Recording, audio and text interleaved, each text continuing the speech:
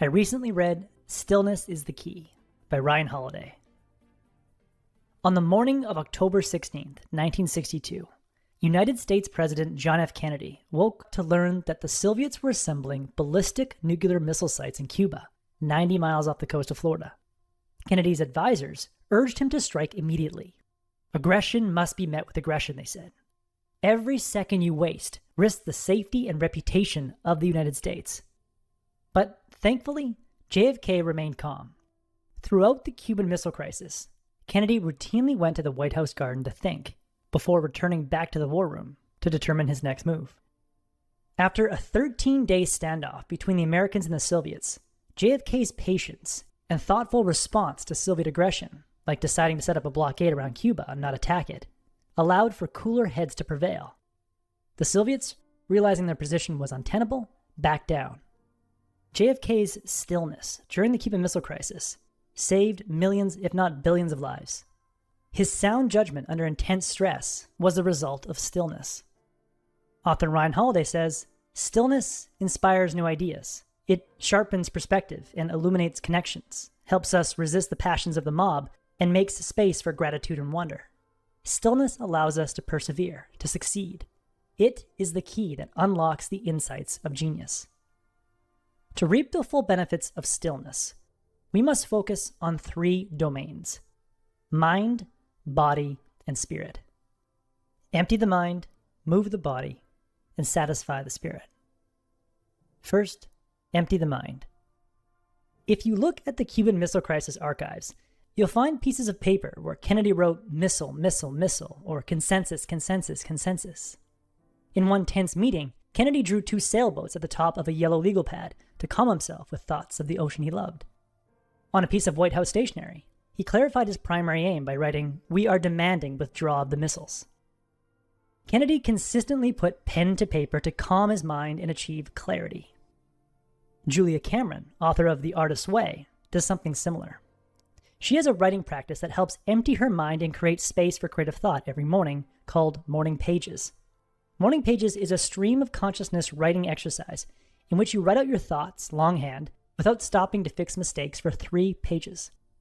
As you fill the 3 pages with thoughts, you trap the muddy, maddening, confusing thoughts, nebulous worries, jitters, and preoccupations on paper so that you can face the day with clearer eyes. What you write doesn't have to make sense because it won't be read by anyone.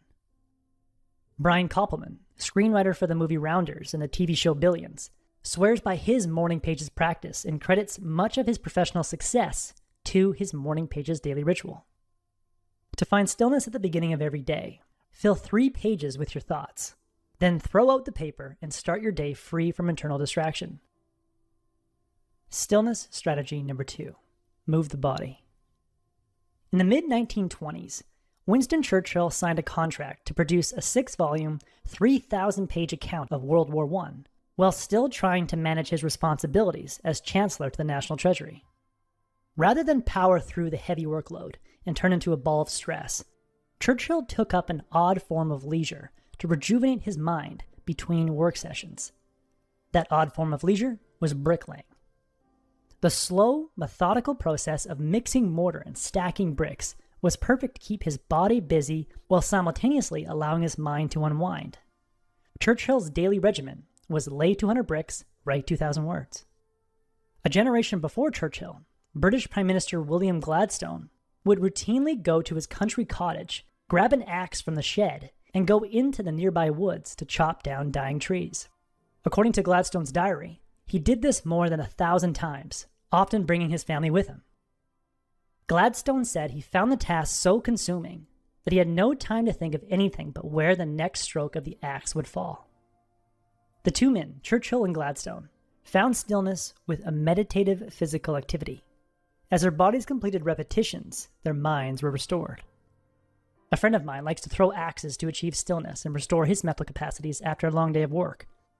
My 2 favorite restorative activities are hitting buckets of balls at the driving range and going for long runs. When I'm at the driving range or on the running path, my only objective is to lose myself in the repetitive motion of hitting the balls or moving my feet. What meditative physical activity can you lose yourself in and return to your work refreshed and ready to produce great work? Whatever the activity, put it on your weekly calendar first and then schedule your work around it. Stillness strategy number 3. Satisfy the spirit. Several years ago, 2 well-known authors attended a party hosted by a New York City billionaire. As they walked through the billionaire's mansion, the one author turned to the other and said, "How does it feel that our host, only yesterday, may have made more money than your novel has earned in its entire history?" The author smiled and replied, "I've got something he can never have." "Oh yeah, what's that?" "The knowledge that I've got enough." That author was Joseph Heller. Even though Heller felt he had enough, he was still wildly productive. After his smash hit novel, Catch-22, he wrote 6 more books, one of them a bestseller. Ryan says, "No one does their best work driven by anxiety, and no one should be breeding insecurity in themselves so that they may keep making things. That is not industry, that's slavery." The feeling of never having enough might motivate you to achieve more, but it will ultimately be destructive. Richard Nixon never felt like he had enough power. Look where that got him. Tiger Woods had it all, top of the sports world, perfect family, but it wasn't enough. His insatiable appetite led to several affairs and injuries from Navy SEAL training. The affairs and injuries derailed his career for nearly a decade and will likely prevent him from getting the one record he coveted most, the all-time major championship record. Ryan Holiday reminds us that we will never feel okay by way of external accomplishments. Enough comes from inside. It comes from stepping off the train and seeing what we already have, what we've always had. If we can do that, we will be richer than any billionaire. We must give ourselves the feeling of enough each day. Today, when you sit down to have a meal or pull out your phone, pause and realize that the wealthiest person in the world, 100 years ago, would envy you today. He or she would marvel at your ability to instantly access information, listen to an endless supply of music, watch an endless supply of movies, and pick from a vast array of delicious food. The goal each day should be to cultivate a feeling of abundance, to hit pause on the desire for more, and find a bit of stillness. Because in that stillness, you'll find you have more presence, more clarity, and more insight. That was the core message that I gathered from Stillness is the Key by Ryan Holiday. This book is a stress management toolkit. I highly recommend it. If you would like a 1-page PDF summary of insights that I gathered from this book, just click the link below and I'd be happy to email it to you.